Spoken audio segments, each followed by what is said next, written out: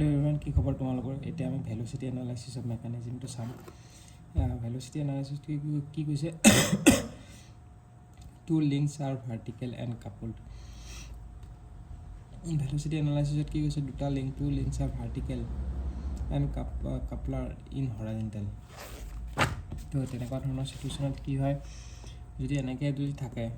Omega 1 আৰু omega 2 আৰু omega 3 টো, তেতিয়াহ'লে কি হ'ব, দুটা লাইন যদি ভাৰ্টিকেল থাকে তো ওমেগা 3 টো কি হৈ যাব, 0 হৈ যাব। ওমেগা 3 টো 0 হৈ যাব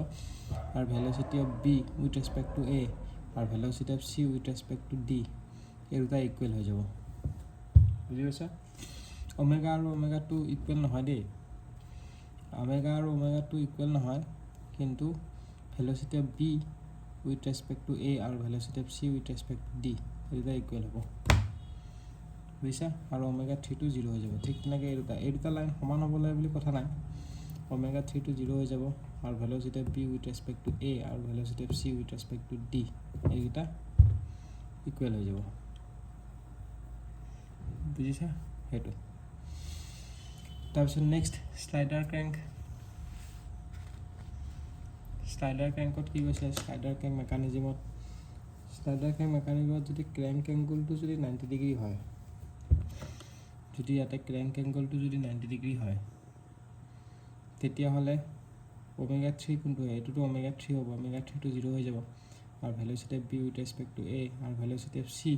with respect to D. Velocity of C with respect to ডিটোৱে হৈ গ'ল ভেলোচিটি অফ স্লাইডাৰ, হয়নে? সেইটোৱে ভেলোচিটি অফ স্লাইডাৰ। তো velocity of slider is equal to কি হ'ব? ওমেগা 2 ইনটু এ বি হ'ব। Velocity of slider is equal to omega 2 into A B. বুজি পাইছা? এইটোৱে হৈ যাব omega 2 into A B. Clear? এতিয়া ভেলোচিটি এইটো চোৱা, ভেলোচিটি অফ এক্সিলাৰেশ্যন এনালাইচিছ। তেতিয়াহ'লে ভেলোচিটি অফ এক্সিলাৰেশ্যন এনালাইচিছত এইটো ভেলোচিটি কি হ'ব? V is equal to R omega হ'ব। ক্লিয়াৰ হৈছে? এতিয়া এক্সিলাৰেশ্যনটো কি হ'ব? এক্সিলাৰেশ্যনটো জানো নাই কি হ'ব? এক্সিলাৰেশ্যনটো তোমালোকৰ লগতে চাই লোৱা। এইটো এক্সিলাৰেশ্যন। চ' এক্সিলাৰেশ্যনটো হৈ গ'ল, এক্সিলাৰেশ্যনৰ কেছটো হ'ব যে কি, যদি কৰলিছ কেছ যদি চোৱা, এইটো হ'ব ৰেডিয়েল, এইটো টেণ্ডেঞ্চিয়েল আৰু এইটো হৈ গ'ল কৰলিছ, হয়নে? তো মনত ৰাখিবা, এবছলিউট যোনটো এক্সিলাৰেশ্যন থাকিব বা ৰিজাল্টেণ্ট এক্সিলাৰেশ্যন যোনটো ক'ব, সেইটো কি হ'ব? এবছলিউট এক্সিলাৰেশ্যন বা ৰিজাল্টেণ্ট এক্সিলাৰেশ্যনটো A is equal to root over যোনটো radial acceleration square plus tangential plus Coriolis the whole square হ'ব। আৰু কৰলিছ এক্সিলাৰেশ্যনৰ ভেলুটো কিমান জানা নাই? এইটো হয়, Coriolis acceleration is equal to 2v omega হয়, 2v ওমেগা। তো আৰু এইটো কি হ'ব? ভি আৰ ওমেগা স্কুৱেৰ হ'ব ৰেডিয়েলটো, আৰু টেণ্ডেঞ্চিয়েলটো হ'ব আৰ আলফা, হয়নে? তাৰপিছত এতিয়া কেছটো হ'ল, যদি ৰডডাল এইফালে এনেকৈ ঘূৰে, ৰডডাল যদি ইফালে এনেকৈ ঘূৰে, ভেলোচিটিটো যদি আউটৱাৰ্ড হয়, তেতিয়া কৰলিছ এক্সিলাৰেশ্যনটো ইফালে হ'ব, যোনফালে ঘূৰিছে ৰডডাল ইফালে হ'ব। ইয়াৰ যদি এংগুলাৰ এক্সিলাৰেশ্যন ইফালে, সেইটো যদি আউটৱাৰ্ড হয়, তেতিয়া ইফালে হ'ব কৰলিছ এক্সিলাৰেশ্যন। যদি ভেলোচিটিটো যদি ইফালে গ'লে, ভেলোচিটি যদি তলফালে হয়, তেতিয়া ইয়াৰ অপ'জিট ডাইৰেকশ্যনত হ'ব, ওমেগাটোৰ অপ'জিট ডাইৰেকশ্যনত হ'ব কৰলিছ। ই যদি ইফালে ঘূৰিছে, এইটো তল ডাইৰেকশ্যনত হয়, তেতিয়া কৰলিছটো তাৰ অপ'জিট ডাইৰেকশ্যনত হ'ব। সেইটো বুজি পাইছা? এতিয়া তোমালোকে এইটো বস্তু চোৱা, কুইক ৰিটাৰ্ণ মেকানিজমটোতো বুজি পাইছে যে angle of cutting angle is greater than return angle. এইটো ৰিটাৰ্ণ এংগল আৰু এইটো কাটিং এংগল, সেইকাৰণেতো কৈছে quick return mechanism. Quick return mechanism is equal to alpha divide by beta. এইটো মনত ৰাখিব, আলফা ডিভাইড বাই বিটা। আৰু কুইক ৰিটাৰ্ণ মেকানিজমৰ এংগলটো সদায় quick return mechanism greater than 1 হয়। কুইক ৰিটাৰ্ণ মেকানিজমটো কি হ'ব? Time of cut divide by time of return, বা কাটিং ষ্ট্ৰক ডিভাইডেড বাই ৰিটাৰ্ণ ষ্ট্ৰক। এতিয়া এইটোতো জানো আমি যে কুইক ৰিটাৰ্ণ মেকানিজমটো যদি 2 হয়, তো আলফা ডিভাইড বাই বিটা, মানে এইটো এনেকুৱা হ'ল, তো বিটাৰ ভেলুটো কিমান হৈ যাব? 120, আলফা ভেলুটো 140 হৈ যাব, আৰু 240 হৈ যাব। আৰু আমি জানো যে কি cos beta divided by 2 is equal to crank divided by connecting rod और बीटा वैल्यू तो যদি ইটো হয় তো बीटा 60 মানে 60 কি बीटा মানে হাফ হৈ যাব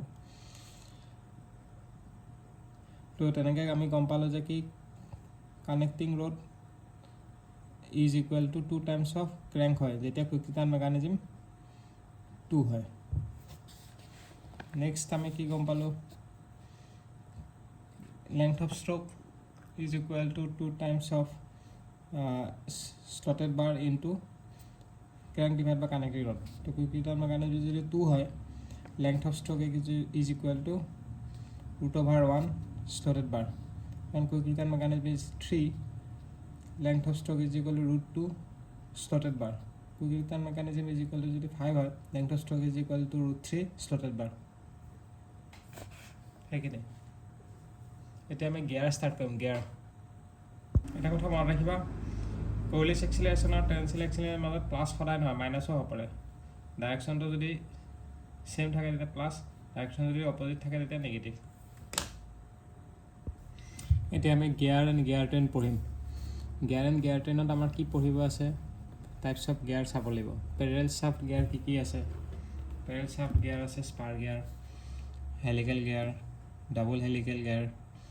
ডাবল হেলিকেল গিয়াৰক আমি কি বুলি ক'ম হেৰিংবন গিয়াৰ বুলি কোৱা হয় এটাৰ হেৰিবোৰ চোৱা দিয়া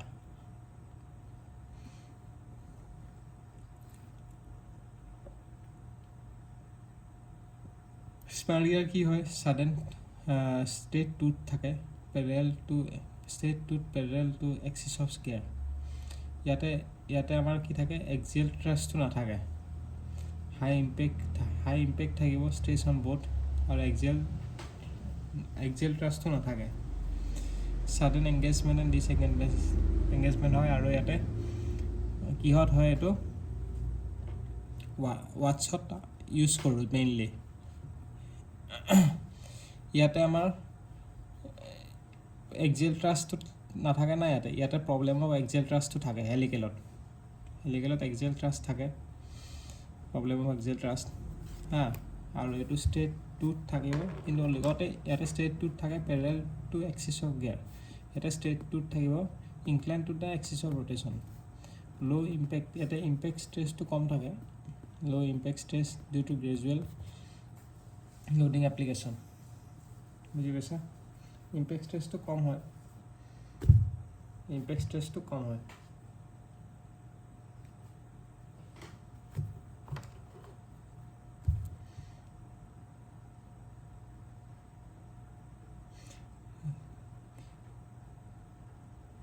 double helical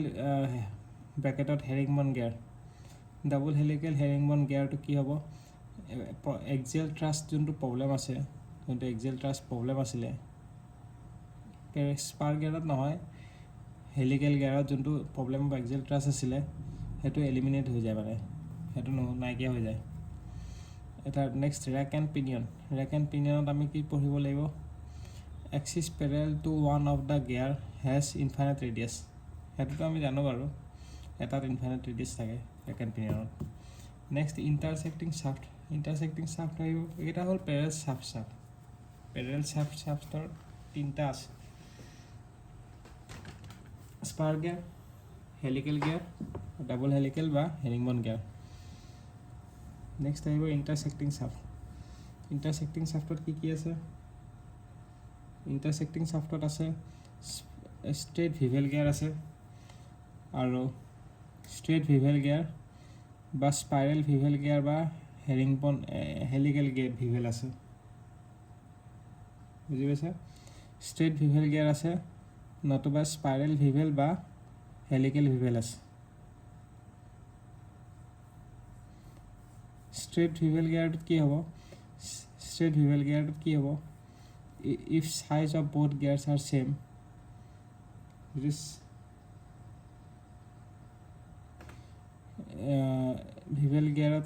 straight bevel gear if size of both gears are same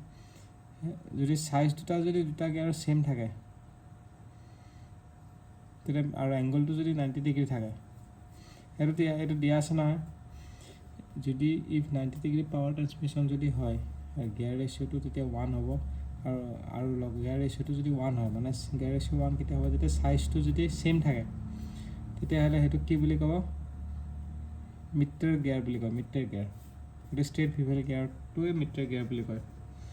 এটা আছে স্পাইৰেল আৰু হেলিকেল ভিভেল গিয়াৰ আছে ইয়াতো একে স্পাইৰেলত এক্সিয়েল থ্ৰাষ্ট প্ৰব্লেমটো থাকে নেক্সট আছে কি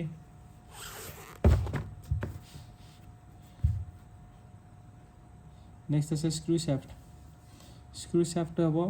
non parallel and non intersecting screw শ্যাফ্টত কি হ'ব নন পেৰেল আৰু নন ইণ্টাৰচেক্টিং যোনটো হ'ব pure rolling is not possible ইয়াতে পিয়'ৰ ৰ'লিংটো পচিবল নহয় যেনেকৈ তোমাৰ স্ক্ৰু শ্যাফ্টত নন পেৰেল আৰু নন ইণ্টাৰচেক্টিঙত এক্সাম্পল কি হ'ব এটা ক্ৰছ হেলিকেল গিয়াৰ আৰু ওম গিয়াৰ দুটা হ'ব আৰু এটা আছে হাইপড গিয়াৰো আছে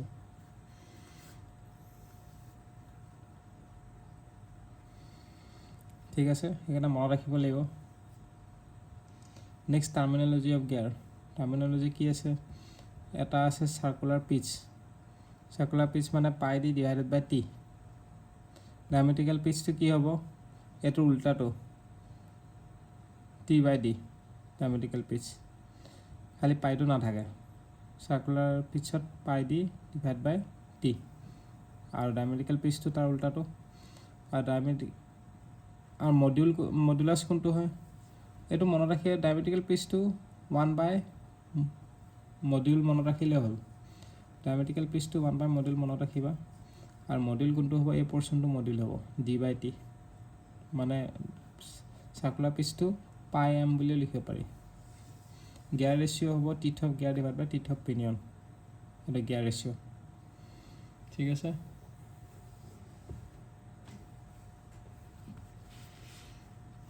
এতিয়া next power transmitted by means of belt drive depends upon যোনটো power transmission আছে by means of belt সেইটো কেনেকৈ হ'ব power is equal to T1 minus T2 into V মানে power is equal to FV নহয় জানো তো টেনশ্যনৰ মাইনাছটোতো ফ'ৰ্চেই হয় তো সেইটো ফ'ৰ্চ ইনটু ভেলচিটিয়ে হৈছে আৰু T1 T2 আৰু টেনশ্যন ফ'ৰ্চেই হয় T1 minus T2 into V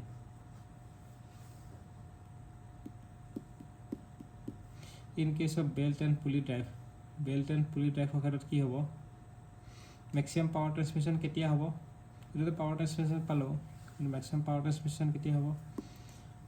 যেতিয়া T maximum is equal to 3 mv square হ'ব এটো হ'ব maximum power transmission কেতিয়া হ'ব যেতিয়া T maximum is equal to T maximum মানে কি যেতিয়া আমাৰ টেনশ্যন ইন দ্য টাইট সাইডটো ভ্যালুটো এটো হ'ব তেতিয়া পাৱাৰ ট্ৰান্সমিশ্যন ম্যাক্সিমাম হ'ব মানে টেনশ্যন ইন দ্য টাইট সাইডৰ ভ্যালুটো যদি 3 mv square হয় also T maximum is equal to 3 TC to whole centrifugal tension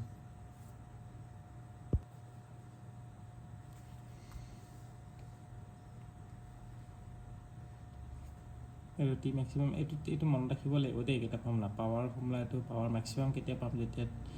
tight সাইডৰ maximum ভ্যালুটো এইটো হ'ব নাইবা এইটো হ'ব 3 TC এইটো তেনেহ'লে এইটো আমাৰ TC ভ্যালু হৈ গ'ল 3 to 3 থাকে mv square to TC value হ'ব সেন্ট্রিফিউগাল টেনশ্যন এতিয়া প্ৰেছাৰ এংগল কি এংগল এইবোৰ যিমান জানি থাকিব নালাগে আমাৰ মনত ৰাখিব লাগিব খালি এইটো arc of contact is equal to কি হ'ব path of contact divided by cos phi এই phi-টোৱে হ'ল তোমাৰ প্ৰেছাৰ এংগল বুজি পাইছা arc of contact is equal to path of contact divided by cos phi arc of contact is equal to path of contact divided by cos phi to হ'ল phi-টো হ'ল pressure angle আৰু contact ratio' কি হ'ব contact ratio হ'ব arc of contact divided by circular pitch arc of contact is equal contact ratio is equal to arc of contact divided by contact ratio is equal to arc of contact divided by circular pitch সেইটোৱে next আমাৰ কি আছিলে power transmitted in gear গিয়াৰত power ট্ৰান্সমিশ্যনৰ কাৰণে এই ডায়াগ্ৰামটো মনত ৰাখিলে হ'ল এইটো হৈ গ'ল আমাৰ এক্সিছ এইটো হ'ল এক্সিছ অফ গিয়াৰ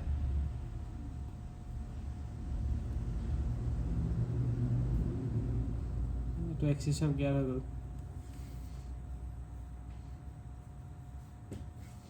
তাৰপিছত এইটো এফ হৈ গ'ল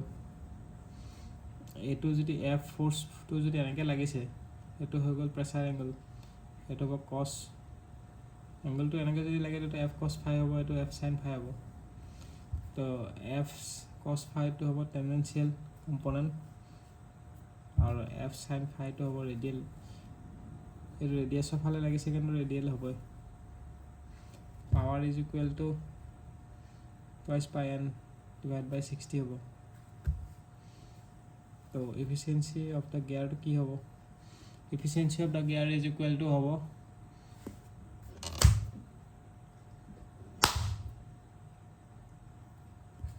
efficiency of the gear কিন্তু হ'ব efficiency of the gear হ'ব p naught divided by pi out efficiency is output divided by input হয় তো power output divided by power input এটা কালি পঢ়িছিলো তো power is equal to t omega t naught omega naught ti omega night আৰু power is equal to fv হয় torque to force লিখিছো omega to v লিখিছো power is equal to t omega যদি হয় তো torque to এংগুলাৰ ক্ষেত্ৰত এইটো linear ক্ষেত্ৰত এইটো হ'ব টি2 টৰ্ক টু ফ'ৰ্চ লিখিছোঁ ওমেগা টু ভেল'চিটি লিখিছোঁ তো এইটোৱে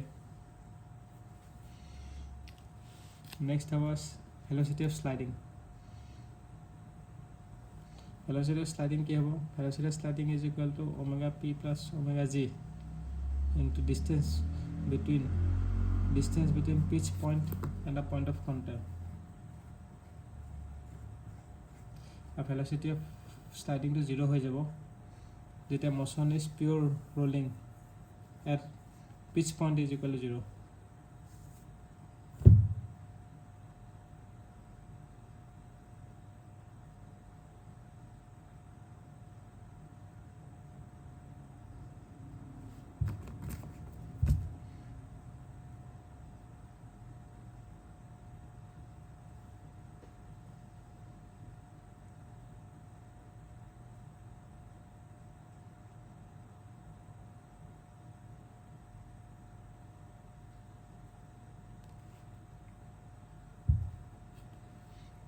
velocity of sliding is equal to omega p plus omega z into distance between pitch point and the point of contact so velocity of sliding is equal to 0 হৈ যায় যেতিয়া motion is pure rolling at pitch point is equal to 0 বুজি পাইছা